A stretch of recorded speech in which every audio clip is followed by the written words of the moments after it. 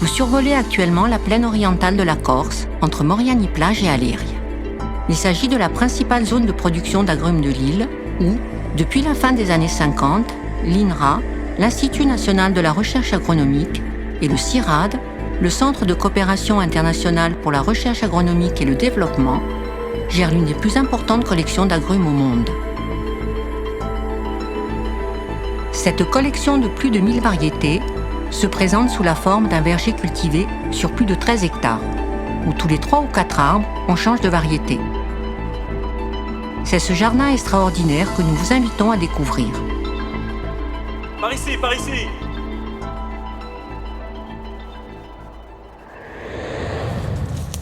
Bonjour et bienvenue au Centre de ressources biologiques agrumes de l'INRA et du CIRAD à San Giuliano. Vous êtes ici dans une zone particulièrement adaptée à la culture des agrumes. C'est d'ailleurs ici, sur la plaine orientale de la Corse, que sont cultivées la clémentine de Corse, que vous connaissez certainement, cueillie avec feuilles, mais également le pomelo de Corse, qui est un pomelo à chair rose d'une excellente qualité. Évidemment, en collection, dans le Centre de ressources biologiques, nous avons beaucoup plus de variétés. Et nous allons ensemble découvrir le monde merveilleux des agrumes. Alors maintenant, fermez les yeux. Vous pouvez les ouvrir. Je vais vous présenter maintenant une variété particulière qui s'appelle Cédra main de Bouddha. C'est une mutation naturelle de Cédra, originaire d'Inde, puis introduite en Chine, où elle est cultivée aujourd'hui pour l'ornement ou la médecine traditionnelle chinoise. C'est une variété assez ancienne qui existe depuis l'époque Ming, puisqu'on a retrouvé des bijoux en jade qui représentaient ce fruit. Maintenant, pour continuer la visite, je vous invite à essayer une nouvelle technique qui s'appelle la télétransportation. Bon, apparemment on n'a pas été très précis, c'est pas très grave. En attendant, profitez bien de la vue.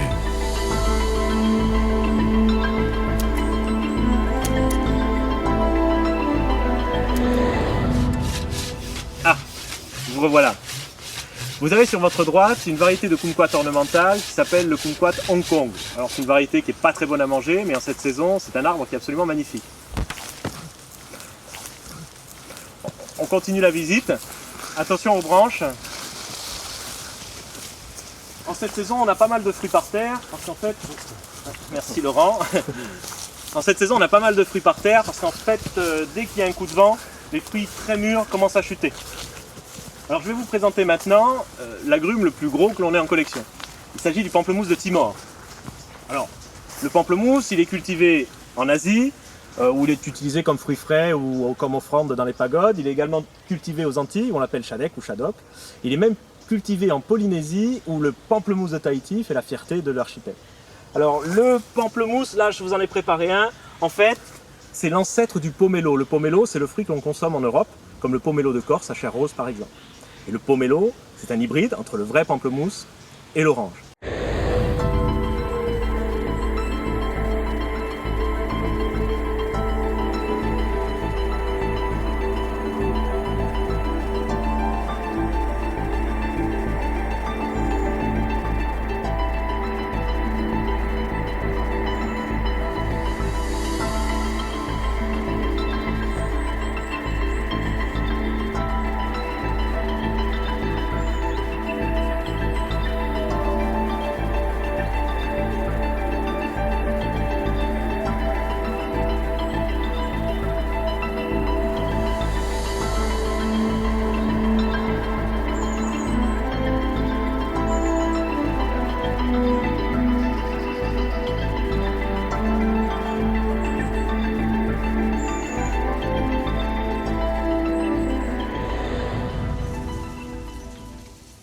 Vous êtes ici dans la parcelle des orangers où plus de 100 variétés sont conservées et cultivées. L'oranger est connu depuis plus de 5000 ans en Chine et actuellement c'est la principale production fruitière d'agrumes au monde puisqu'on cultive à peu près 60 millions de tonnes tous les ans. Le principal producteur est le Brésil, mais on en cultive également dans tout le pourtour méditerranéen et dans d'autres pays africains ou asiatiques. J'aperçois derrière moi des collègues chercheurs qui sont en train de s'affairer sous un oranger. Nous allons les questionner pour savoir ce qu'ils font. Bonjour Gilles, bonjour Mélina. Qu'est-ce que tu es en train de faire? Ben là, on est en train de mesurer la couleur de la peau des orangers. D'accord, et à quelle fin? En fait, les orangers, pendant leur maturité, ont tendance à passer de la couleur verte à la couleur orange.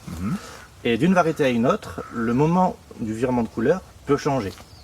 Donc en fin de compte, vous essayez de voir si le changement de couleur peut en fait correspondre à un degré de maturité donné. C'est ça. Parfait, merci. De rien. Je vais maintenant vous illustrer la variation de couleur qu'on peut observer chez les oranges. La variation de couleur de la peau et de la pulpe. Mais d'ores et déjà, on peut voir ici sur un panel de variétés d'oranges, il y a aussi des grosses différences de taille. Comme cette grosse orange ici, qui est une Washington Navel, et cette toute petite, qui est une Valencia Late. Il y a une grande différence de couleur, avec des oranges de couleur jaune, des oranges de couleur pigmentée rouge au niveau de la peau, mais également des oranges toutes ridées. Et au niveau de la pulpe, cette diversité de couleurs est encore plus extraordinaire, puisqu'on va du jaune pâle au jaune foncé, au rose saumon, c'est la variété Caracara, une orange classique, donc une Washington Navel, couleur orange, et enfin, pour les plus colorés, d'une pulpe rouge sang, qu'on appelle la variété Sanguinelli. Voyons voir maintenant si chez d'autres agrumes, cette diversité de couleurs est aussi présente. Pourquoi pas les citronniers?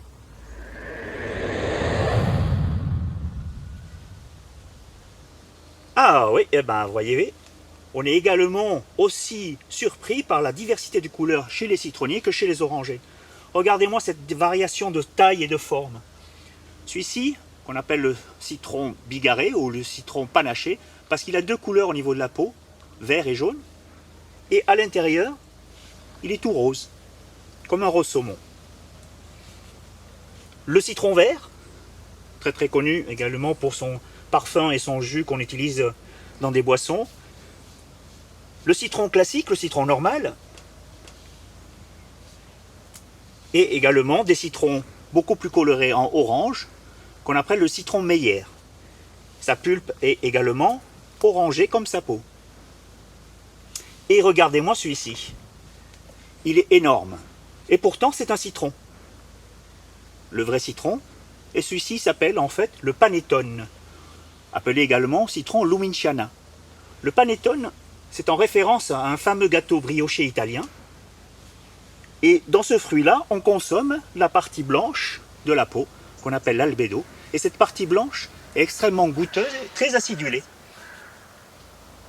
Franck, je te passe la suite de la visite, car il faut que je termine ce panettone que je viens d'entamer. Merci François et bon appétit. Alors regardez où vous mettez les pieds, le terrain est un peu accidenté, il ne faudrait pas que vous glissiez. Approchez-vous. Alors là je vous présente une variété qui est très populaire en Corse, il s'agit du cédrat de Corse, seul cédrat à pulpe douce et à fleurs blanches, qui est très apprécié en fruits confits. Et on peut aussi faire des liqueurs à consommer avec modération, notamment qui s'appelle la cédratine. Alors il faut savoir que le cédrat, c'est le premier agrume qui est arrivé en Méditerranée en 300 ans avant Jésus-Christ. On le retrouve aujourd'hui cultivé essentiellement dans le bassin méditerranéen. Alors maintenant, moi je vais vous laisser profiter du paysage et on se retrouve tout de suite.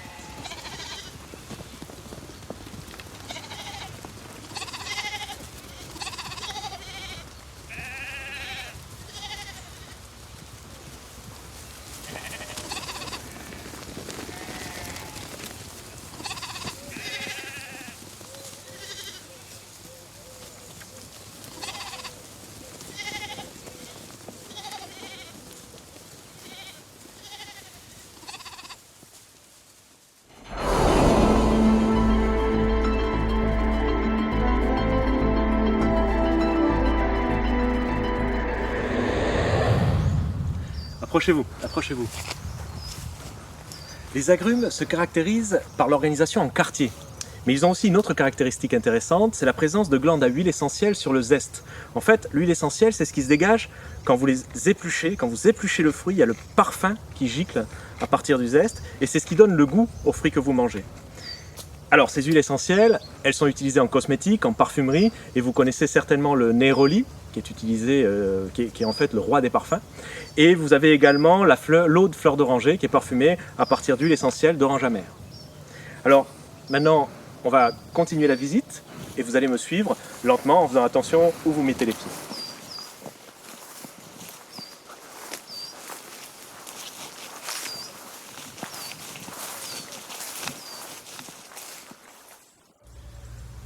Alors maintenant, pour terminer, je vais vous présenter une dernière petite variété, le kumquat, qui est le seul agrume en fait que l'on consomme avec la peau. Et c'est l'intérieur du fruit qui est acidulé et la peau qui est sucrée.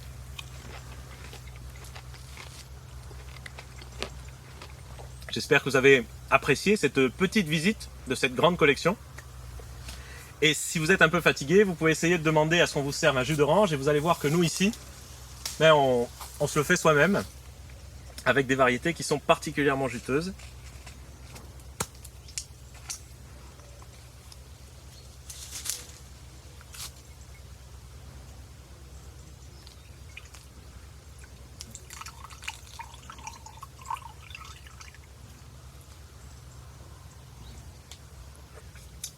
Je vais vous laisser, avant de partir, puisque c'est la fin, n'hésitez pas à profiter une dernière fois de notre jardin extraordinaire en levant les yeux et en regardant autour de vous. À très bientôt, j'espère.